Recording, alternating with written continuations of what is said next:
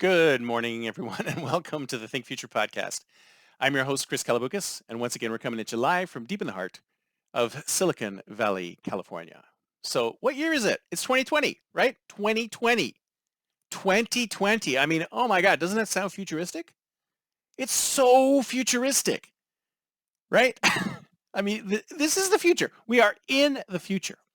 So my question to you today is, where's my flying car? Where's my flying car? I was on a board the other day and they were complaining about self-driving cars. They were going, self-driving cars, self-driving cars. People are always talking about self-driving cars, autonomous vehicles, blah, blah, blah. Futures just saying when autonomous vehicles get here, 2 million people will be out of work, and autonomous vehicles this and autonomous vehicles that, and blah, blah, blah, blah, blah. And the reality is that where are they? Where are they? We've been talking about autonomous vehicles for it seems like forever. But where are they? Where are the autonomous vehicles? Huh? I don't know where they are. Where are they? So all this time, and here we are in 2020. 2020 is so futuristic. It is the future. We're here. Where are the autonomous vehicles?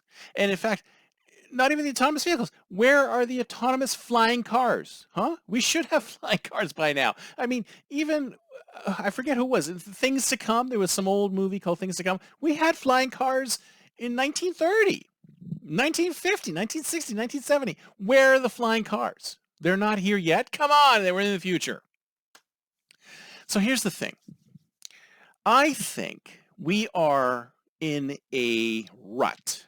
And the reason why we're in the rut when it comes to innovation, and it's been going on for a while now, is that we're afraid.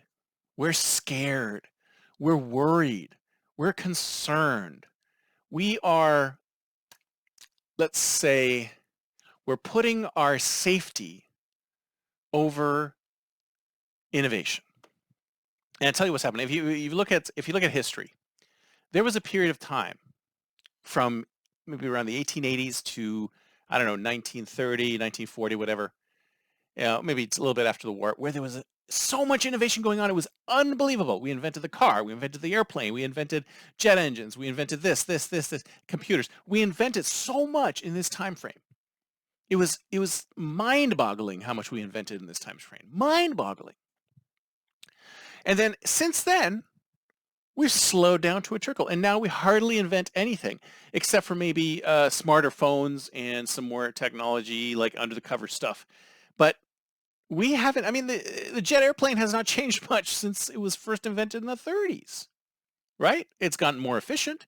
The internal combustion engine has not changed, it has changed quite a bit, but it's still internal combustion.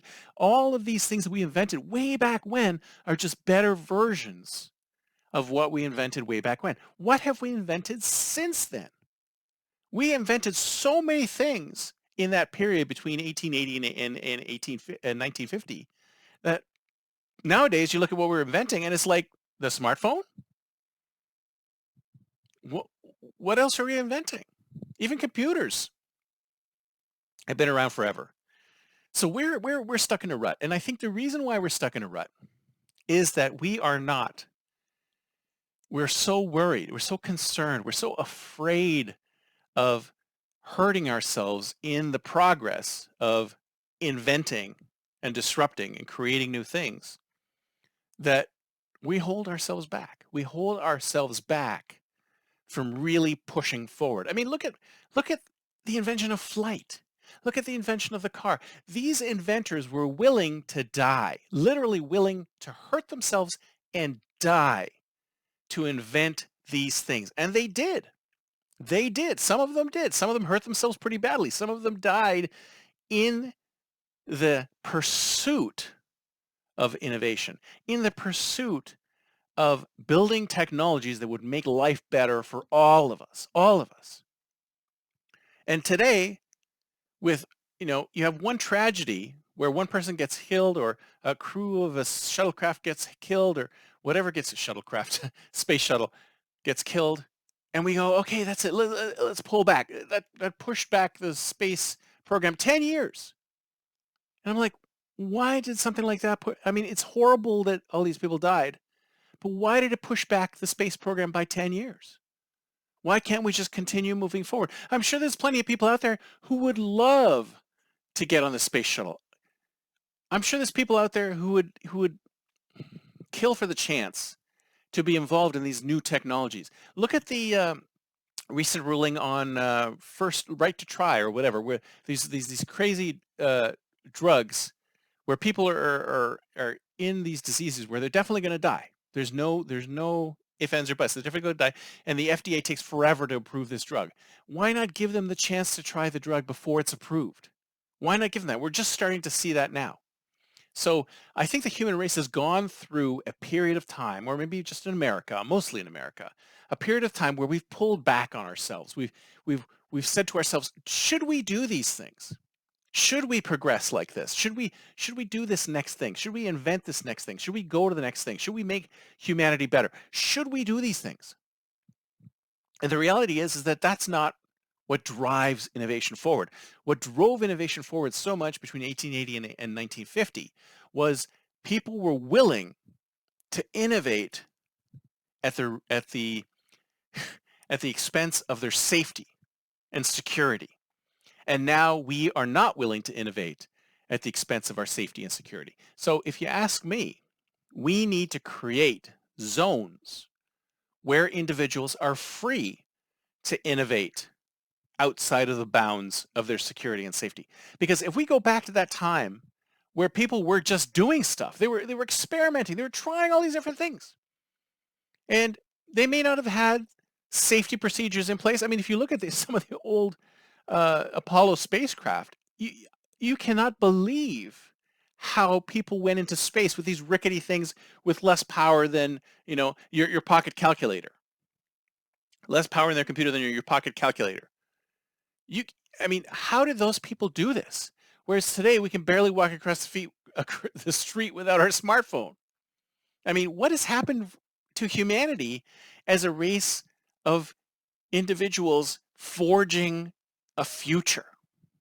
We've gotten so afraid of the future that we don't want to go there, except for there's a few people who want to forge that future. They're pushing towards that future. And I think what we need to do is we need to get more people. And I think there are a lot of people who want to do this, but they're held back by others in government, in the legal system, et cetera, that are saying, you can't do this.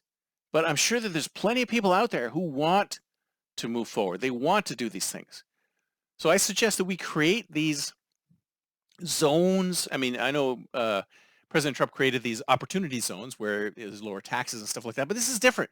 This is where more risk-taking can take place, and you're absolved of some of the legal ramifications. You go to these opportunity zones, not as opportunity zones, you go to these innovation zones, and when you're in an innovation zone, you sign a little paper which says, if I hurt myself or kill myself while I'm experimenting within this innovation zone, I'm not holding anyone else liable but myself.